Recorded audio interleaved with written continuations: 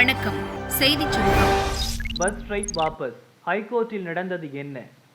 புதிய ஓய்வூதிய திட்டத்தை கைவிட வேண்டும், காலி பணியிடங்களை நிரப்ப வேண்டும் என்பன உள்ளிட்ட 6 கோரிக்கைகளை வலியுறுத்தி போக்குவரத்து தொழிற்சங்கங்கள் நேற்று வேலை நிறுத்தம் துவங்கின. ஸ்ட்ரைக் 2வது நாளாக இன்றும் தொடர்ந்தது. பல இடங்களில் அரசு பஸ்கள் ஓடவில்லை. இதனால் மக்கள் கடும் சிரமங்களை சந்தித்தனர். பஸ் ஸ்ட்ரைக்கு தடை கோரி சென்னை ஹைகோர்ட்டில் தமிழக அரசு தரப்பில் மனு தாக்கல் செய்யப்பட்டது. ஹைகோர்ட் தலைமை நீதிபதி கங்கா பூர்வாலா அமர்வு முன்பு வழக்கு விசாரணைக்கு வந்தது. போக்குவரத்து ஊழியர்கள் விவகாரம் 8 ஆண்டாக நிலுவையில் உள்ளது. அரசுக்கு நெருக்கடி கொடுக்கும் வகையில் பொங்கல் பண்டிகை நெருங்கி வரும் நேரத்தில் போராட்டம் நடத்தப்படுகிறது. போக்குவரத்து ஊழியர்களுடன் இன்னும் பேச்சுவார்த்தை முடியவில்லை. அடுத்த கட்ட பேச்சுவார்த்தை 19ஆம் தேதிக்கு தள்ளி வைக்கப்பட்டுள்ளது. எனவே வேலை நிறுத்த போராட்டத்தை சட்டவிரோதம் என அறிவிக்க வேண்டும் என தமிழக அரசு வழக்கறிஞர் வாதிட்டார். நோட்டீஸ் கொடுத்த பிறகே போராட்டத்தில் ஈடுபட்டோம். நீண்ட நாளாக கோரிக்கைகளை அரசு நிறைவேற்றாத காரணத்தால் வேறு வழியின்றி வேலை நிறுத்தத்தில் ஈடுபட்டோம் என தொழிற்சங்கங்கள் தரப்பில் விளக்கமளிக்கப்பட்டது.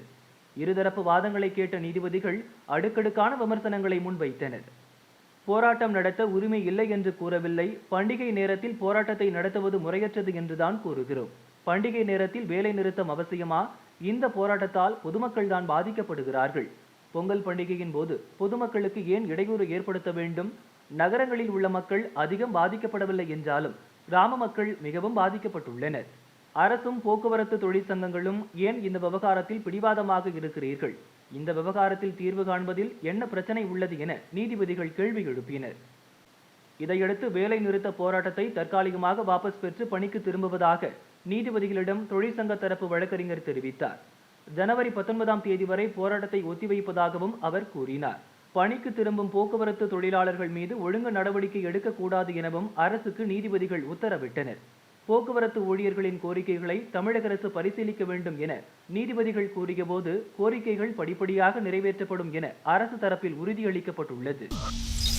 வண்டியே ஓட்ட தெரியாத பஸ் டிரைவர் இடிச்சிட்டான். வேலூர் பேரணாம்பட்டில் இருந்து குடியாத்தம் நோக்கி அரசு பஸ் வந்து கொண்டிருந்தது. நெல்லூர்பேட்டை அருகே வந்தபோது முன்னால் சென்ற லாரி பைக் மீது வேகமாக மோதியது. பஸ்ஸின் முன்பக்க கண்ணாடிகள் நொறுங்கின. பயணிகள் மற்றும் பைக்கில் வந்தவர்கள் என சுமார் 20க்கும் மேற்பட்டோர் காயமடைந்தனர்.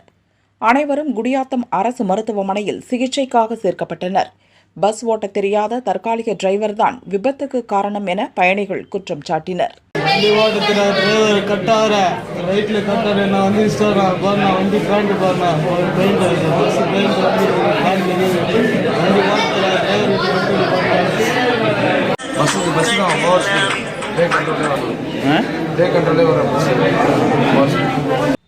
குடியாத்தம் எம்எல்ஏ அமுலு, நகராட்சி தலைவர் சவுந்தரராஜன் சம்பவ இடத்தில் ஆய்வு செய்தனர். விபத்து குறித்து குடியாத்தம் போலீசார் வழக்கு பதிந்து விசாரிக்கின்றனர்.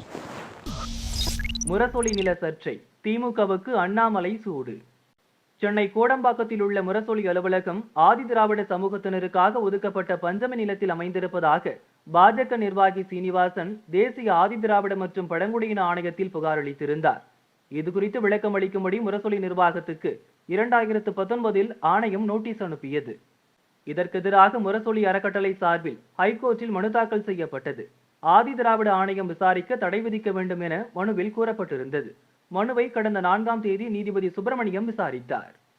1952ஆம் ஆண்டு ஆவணங்களின்படி முரசொலி நிலம் பஞ்சமி நிலம் இல்லை, ரயத்வாரி நிலம் என வகைப்படுத்தப்பட்டுள்ளது.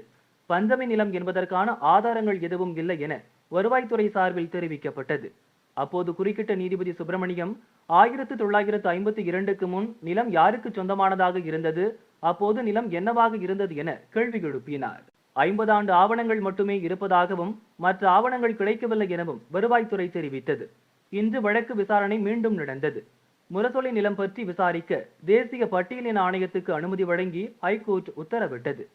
விசாரணைக்கு தடை கேட்டு முரசொலி அறக்கட்டளை நிர்வாகி RS பாரதி தொடர்ந்த வழக்கை நீதிபதி சுப்பிரமணியம் தள்ளுபடி செய்தார். தேசிய பட்டியலினத்தோர் ஆணையம் புதிதாக நோட்டீஸ் அனுப்பி விசாரணை செய்யலாம், அதற்கு எந்த தடையும் இல்லை என நீதிபதி தீர்ப்பில் கூறியுள்ளார். ஹைகோர்ட் தீர்ப்பை தமிழக பாஜக தலைவர் அண்ணாமலை வரவேற்றுள்ளார். திமுக இனியும் விசாரணையை தள்ளி போட முயற்சிக்காமல் விசாரணைக்கு ஒத்துழைக்க வேண்டும். பட்டியல் சமூக மக்களுக்கு சொந்தமான பஞ்சமி நிலங்களை மீட்டுக் கொடுக்கும் பாஜகவின் சட்ட போராட்டம் தொடரும் எனவும் கூறினார். மாலத்தீவு இந்தியா சர்ச்சை, லட்சத்தீவுக்கு புதிய திட்டங்கள். சமீபத்தில் லட்சத்தீவுக்கு சென்ற பிரதமர் மோடி லட்சத்தீவின் அழகை புகழ்ந்து சமூக வலைதளத்தில் பதிவிட்டிருந்தார். உடனே மாலத்தீவுக்கு பதிலாக லட்சத்தீவுக்கு சுற்றுலா செல்லுங்கள் என ட்விட்டரில் இந்தியர்கள் ட்ரெண்ட் ஆக்கினர். இதனால் 3 மாலத்தீவு அமைச்சர்கள் இந்தியாவை இழிவுபடுத்தி கருத்து கூறினர். மாலத்தீவு அரசு மூவரையும் சஸ்பெண்ட் செய்த பிறகும் சர்ச்சை ஓயவில்லை. இந்தியர்கள் பலர் தங்களது மாலத்தீவு பயணத்தை ரத்து செய்து மாலத்தீவு அரசுக்கு எதிர்ப்பை காட்டினர். இந்நிலையில் லட்சத்தீவில் சுற்றுலாவை மேம்படுத்துவதற்கான புதிய திட்டங்களை வேகமாக செயல்படுத்த மத்திய அரசு முடிவு செய்துள்ளது. லட்சத்தீவுக்கு வரவுள்ள முக்கிய திட்டங்கள் வருமாறு: அகத்தி தீவில் அமைந்துள்ள விமான நிலையத்தை இந்திய விமான நிலைய ஆணையம் விரிவுபடுத்த உள்ளது. மினிகாய் தீவில் புதிய விமான நிலையத்தை மத்திய அரசு அமைக்க உள்ளது. வணிக விமான போக்குவரத்துக்கும் இந்திய பாதுகாப்பு படைகள் பயன்படுத்தும் வகையிலும் அந்த விமான நிலையம் உருவாக்கப்பட உள்ளது. இதன் மூலம் அரபிக்கடலில் பாதுகாப்பு படைகள் தங்களது கண்காணிப்பை தீவிரப்படுத்த முடியும்.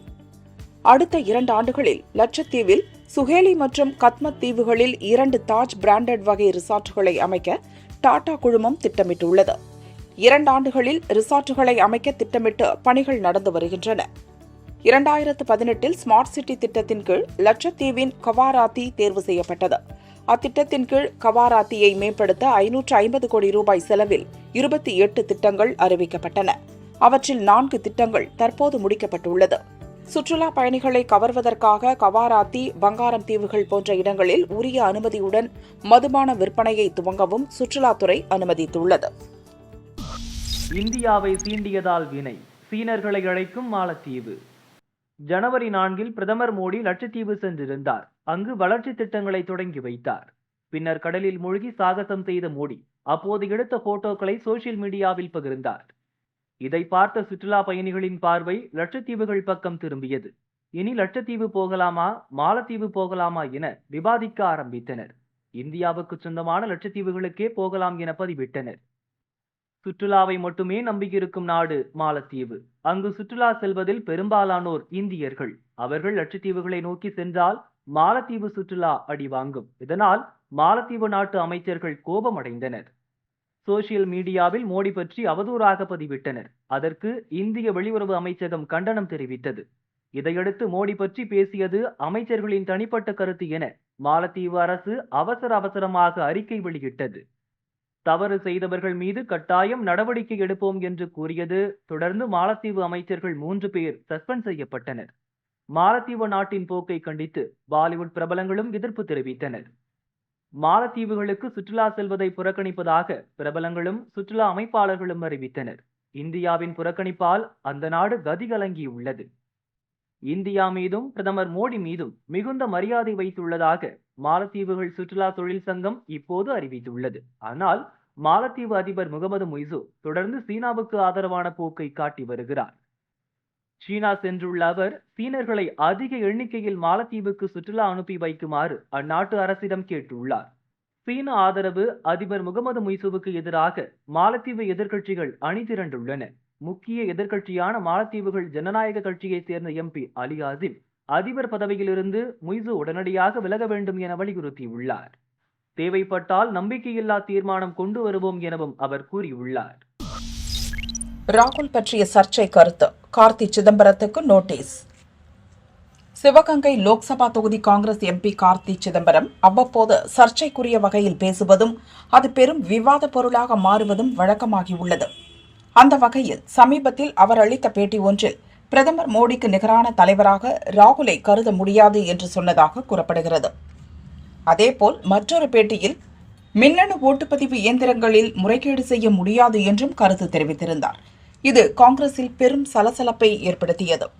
தனது கட்சியில் உள்ள ஒருவரே குறைத்து மதிப்பிட்டு பேசியது கட்சியினர் மத்தியில் சர்ச்சையை ஏற்படுத்தியது. பாரதிய ஜனதா ஆளும் பல மாநிலங்களில் மின்னணு ஓட்டுப்பதிவு இயந்திரத்தில் முறைகேடு செய்தே ஆட்சிக்கு வந்ததாக காங்கிரஸ் தொடர்ந்து குற்றம் சாட்டுகிறது. இந்த நிலையில் காங்கிரஸ் முக்கிய தலைவர் ராகுல் குறித்தும் ஓட்டுப்பதிவு இயந்திரம் குறித்தும் கார்த்தி சிதம்பரம் பேசியது கட்சியின் கொள்கைக்கு எதிரானது என அவரிடம் விளக்கம் கேட்டு காங்கிரஸ் மாநில ஒழுங்கு நடவடிக்கை குழு அவருக்கு நோட்டீஸ் அனுப்பியுள்ளது.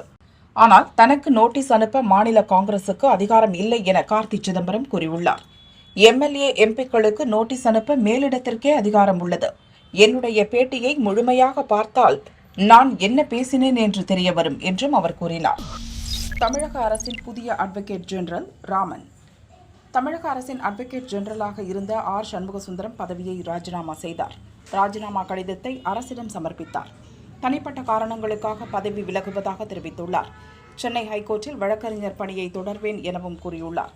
சண்முகசுந்தரம் ராஜினாமாவை தொடர்ந்து புதிய அட்வொகேட் ஜெனரலாக மூத்த வழக்கறிஞர் ராமனை நியமிக்க கவர்னர் ரவிக்கு தமிழக அரசு பரிந்துரை செய்துள்ளது. ராமன் 2006-2011 காலகட்டத்தில் திமுக ஆட்சியில் அட்வொகேட் ஜெனரலாக பணியாற்றியுள்ளார். தமிழக அமைச்சர்கள் தங்கம் தென்னரசு, KKSSR ராமச்சந்திரன், பொன்முடி உள்ளிட்டவர்கள் மீதான சொத்து குவிப்பு வழக்குகள் சென்னை ஹைகோர்ட்டில் விசாரணைக்கு வரவுள்ள நிலையில் புதிய அட்வொகேட் ஜெனரலை தமிழக அரசு தேர்வு செய்திருப்பது முக்கியமானதாக கருதப்படுகிறது. பொங்கல் பரிசு வழங்குவது யார்? திருப்பூரில் திமுக அதிமுக சண்டை.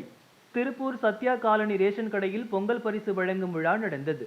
அதிமுக கவுன்சிலர் தமிழ்ச்செல்வி பொங்கல் தொகுப்பு வழங்கி கொண்டிருந்தார். அப்போது திமுகவினர் ரேஷன் கடைக்குள் புகுந்து வாக்குவாதம் செய்தனர். நாங்க தான் ஆளுங்கட்சி, பொங்கல் பரிசை நாங்க தான் கொடுப்போம் என தகராறு செய்தனர். இதை பார்த்த பொங்கல் பரிசு வாங்க வந்த மக்கள் கடுப்பாகினர்.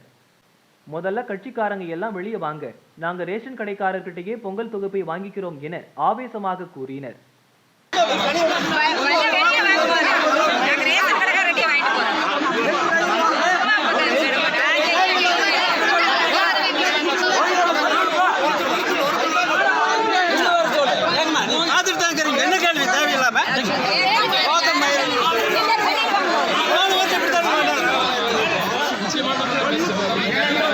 போலீசார் இருதரப்பையும் சமாதானம் செய்து அனுப்பி வைத்தனர். அதன் பிறகு ரேஷன் ஊழியர்களே பொங்கல் பரிசு தொகுப்பை வழங்கினர்.